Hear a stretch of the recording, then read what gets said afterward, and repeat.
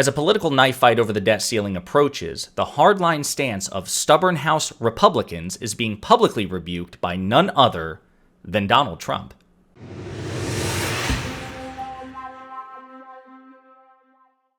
So as I mentioned in a video yesterday, on January 19th, the U.S. Treasury officially warned Congress that the United States of America has hit its $31.38 trillion debt ceiling. And again, as a reminder, the debt ceiling, very crudely conceptualized, could be considered America's credit card limit. And also as a reminder, that's a limit that we impose on ourselves. Congress arbitrarily sets a debt ceiling limit to limit the amount of money that the Treasury can borrow to pay our bills. And then very often the debt ceiling has to be suspended or raised to accommodate additional spending for social programs or defense budget or all the above, anything in between. And not only is this common, it's happened I think more than 60 times in the past 60 years, okay? And as a matter of fact, it's happened more often, by far, under Republican administrations to accommodate spending that's accrued under Republican administrations compared to Democrats, all right? But here lately in modern history, Republicans, much more so than Democrats, are willing to play chicken over the debt limit. Okay, they're willing to essentially threaten to allow the United States to default on its bills, on its spending, in order to squeeze concessions out of the Democratic Party. And again, that happened under the Obama administration. It happened, I believe, under the Clinton administration, under the speakership of Newt Gingrich.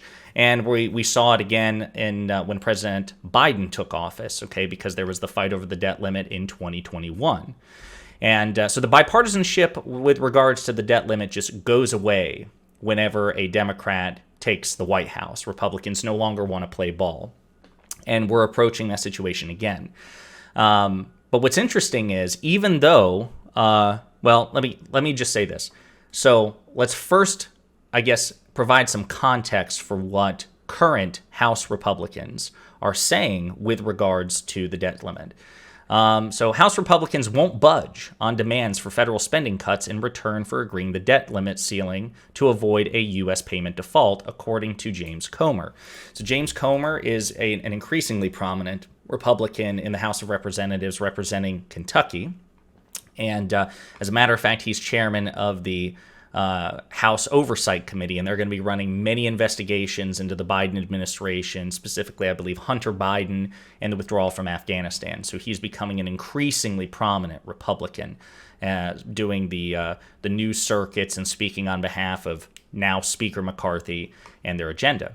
So he says House Republicans won't budge on demanding federal spending cuts in return for agreeing to lift the debt ceiling, okay? Now, these cuts are not something that they demanded when President Trump was in office and the debt ceiling had to be suspended or limited 3 times under the Trump administration. Then Republicans, they didn't demand that the government cut spending. They just wanted Democrats to just agree to suspend or raise the debt limit to accommodate the Trump administration's spending. So it's interesting how the double standard works. And let's see, the Democratic-led Senate is going to have to recognize the fact that we're not going to budge until we see meaningful reform with respect to spending, said Comer. And others have commented on it as well. The debt ceiling is no doubt going to be a knife fight, said Representative Tony Gonzalez of Texas Republicans on Fox News Sunday. Kevin McCarthy, who was forced to negotiate with ultra-conservatives in his own party before being elected House Speaker last week, said Democrats were being arrogant by declaring they would not accept any cuts, but expressed optimism that he could negotiate with President Joe Biden. I'm sure he knows there's places that we can change and put America on a trajectory that we can save these entitlements instead of putting them into bankruptcy.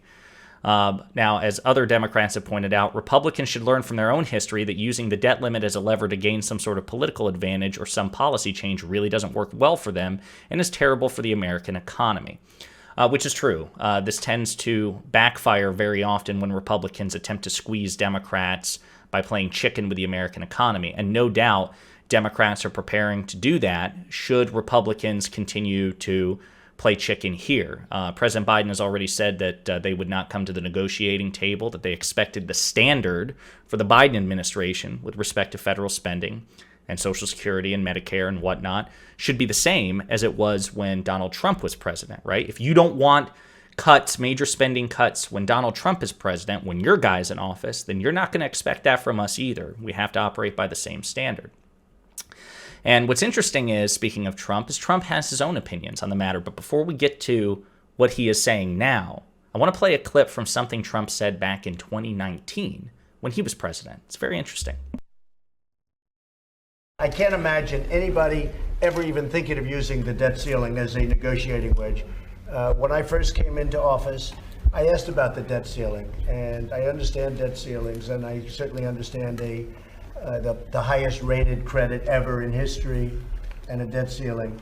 And I said, I remember to Senator Schumer and to Nancy Pelosi, would anybody ever use that to negotiate with? They said, absolutely not. That's a sacred element of our country. They can't use the debt ceiling to negotiate.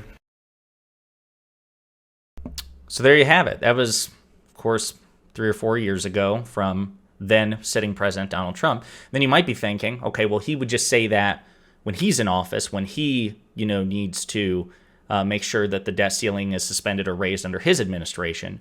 What does he think now that he's no longer in office? And the answer might surprise you. It surprised me.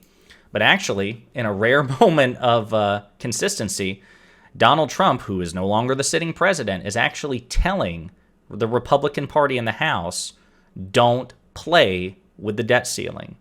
Don't threaten the American and global economies to play chicken with Democrats. Don't cut Medicare, Social Security, and debt ceiling fight. Former President Donald Trump warned Republicans Friday to avoid making changes to Medicare or Social Security, which are eminently popular social entitlement programs that House Republicans have wanted to cut in the past. They're the two primary targets of Republicans anytime federal spending cuts are ever brought to the table. He's telling them, don't target those for spending cuts. Under no circumstances should Republicans vote to cut a single penny from Medicare or Social Security, Trump said in a video message posted on Truth Central, aka Truth Social, his social media program. Trump, who is running for president in 2024, said Republicans should instead focus on ending left-wing gender programs from our military, whatever the hell that means, and the billions being spent on climate extremism. Obviously, both of these two things are really stupid. The idea that any sort of social inclusivity program in the United States Armed Forces, that it would be funded in any meaningful respect in a way that would, play any significant role in terms of reducing the federal debt, that's stupid, to say nothing of the fact that social inclusivity is actually really good for the military, but set that aside. And then, of course, the billions being spent on climate extremism, that's really dumb too. We should be investing as much as possible in renewable energy and promoting climate change activism so we can maybe save the planet for future generations. Whatever. Anyway, it's important, though, that Trump says, but do not cut the benefits of that our seniors worked for and paid for their entire lives. Save Social Security. Don't destroy it.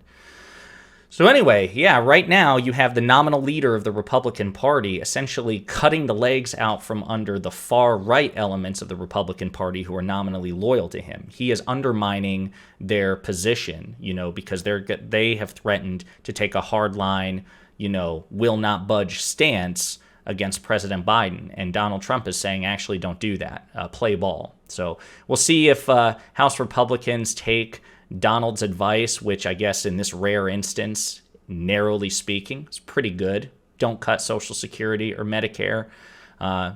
Republicans, if you're watching, this is the one time you should listen to Donald Trump. Heed his wisdom. It's a scary phrase. Hey, you. Thanks for watching. If you liked the video, and I hope that you did, please hit the like and subscribe buttons below. And if you absolutely hated the video, the best revenge for you is also to hit the like and subscribe buttons below. That'll teach me. If you want to share an opinion or share some feedback, go ahead and leave a comment, all right? 2023 is a year of change, hence the aggressive rebrand and commitment to new content.